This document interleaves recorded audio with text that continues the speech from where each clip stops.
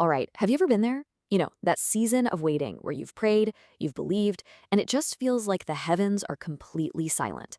Well, today we're going to dive into this really powerful idea of divine timing and explore why what feels like a huge delay might actually be something else entirely. Let's get into it. This one idea is really at the heart of everything we're talking about today. It's this powerful way of reframing our own impatience, right?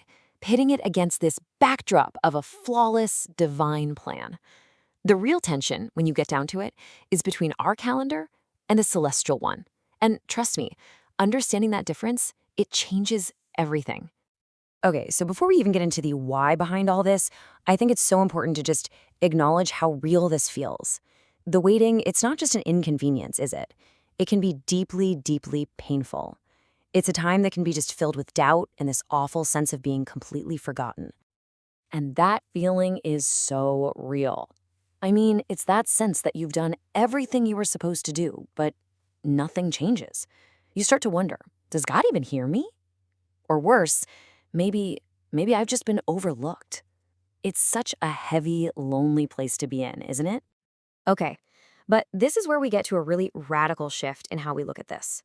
The idea here is that what we feel as a painful delay, it's not a rejection, it's not a no. Instead, it's an intentional, active part of a much bigger strategy. And that, well, it completely reframes the whole situation. So look at this. This is such a powerful way to translate what we're feeling. On one side, you've got our perspective, right?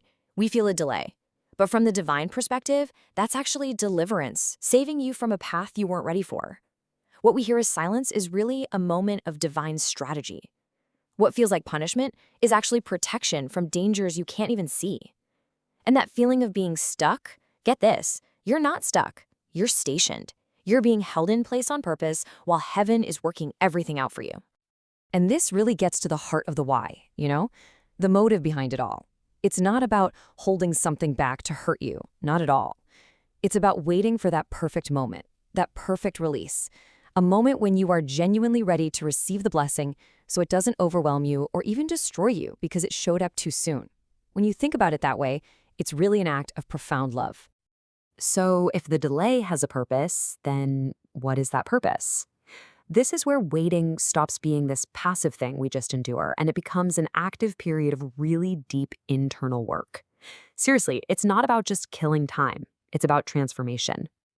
And the whole process is pretty incredible when you break it down. Think of the waiting period like a spiritual training ground. First, it's there to strengthen your faith, forcing you to trust what you can't see. Then, it's meant to humble your heart, shifting your focus from what you want to a divine will. It also purifies your motives, making sure you desire the one doing the blessing more than the blessing itself. And finally, and this is so crucial, it prepares your character. And this right here, this is the absolute core of the whole idea. Think about it. A blessing given to someone who isn't ready for it, it can actually become a curse. So the waiting, it's what builds the maturity, the wisdom, and the strength you need, not just to get the breakthrough, but to actually sustain it. And, this isn't a new concept by any stretch. This pattern is woven all through these foundational stories. You've got Noah waiting for the rain, Abraham waiting for the promise, Joseph waiting in a pit. They all had to go through these long, seemingly silent periods of waiting before they saw their miracle. Their delay? It was actually a divine setup. Which brings us to the real takeaway, doesn't it? The most important work isn't happening out there. It's happening in you. The external stuff is secondary. The real prize, the actual miracle, is who you become while you're waiting. Okay, so after all of that waiting, all that shaping and strengthening, what happens when the moment finally arrives? Well, the whole tone shifts completely.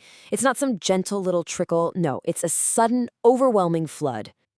And that's the word that keeps coming up again and again. Suddenly.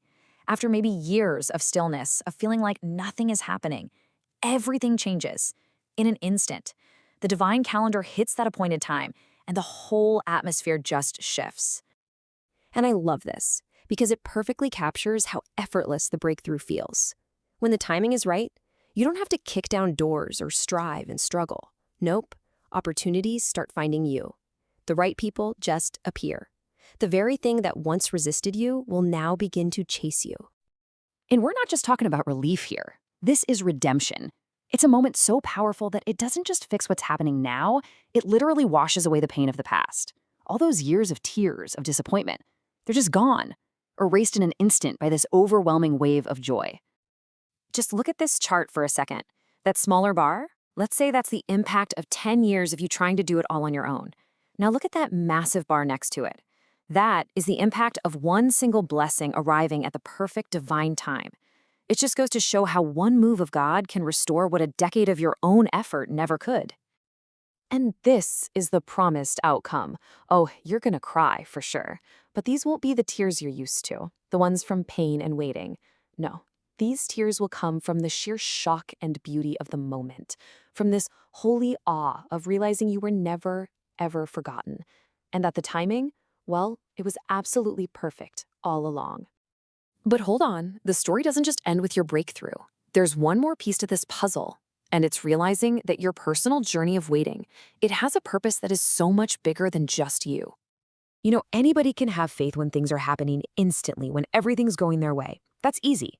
But real faith, the kind that's proven, it's forged in the silence, in the waiting, in the darkness. It's choosing to trust when absolutely nothing makes sense. And here it is, the ultimate purpose. Your pain is being shaped into a powerful message for other people. You're not just waiting for you, you're enduring for everyone who will one day hear your story and find hope in it. Your story of getting through it becomes their survival guide. What a powerful way to look at it, right? To look back and realize that every wave that felt like it was going to drown you was actually lifting you closer to God, closer to a purpose you just couldn't see at the time. It wasn't meant to destroy you, it was meant to elevate you. And so that's the question I want to leave you with. It's a thought to just sit with for a while, a brand new lens to see your life through, to look at every closed door, every unanswered prayer, every long night you've spent waiting, and to ask yourself, what if every delay you've ever experienced was actually divine protection in disguise? What if it was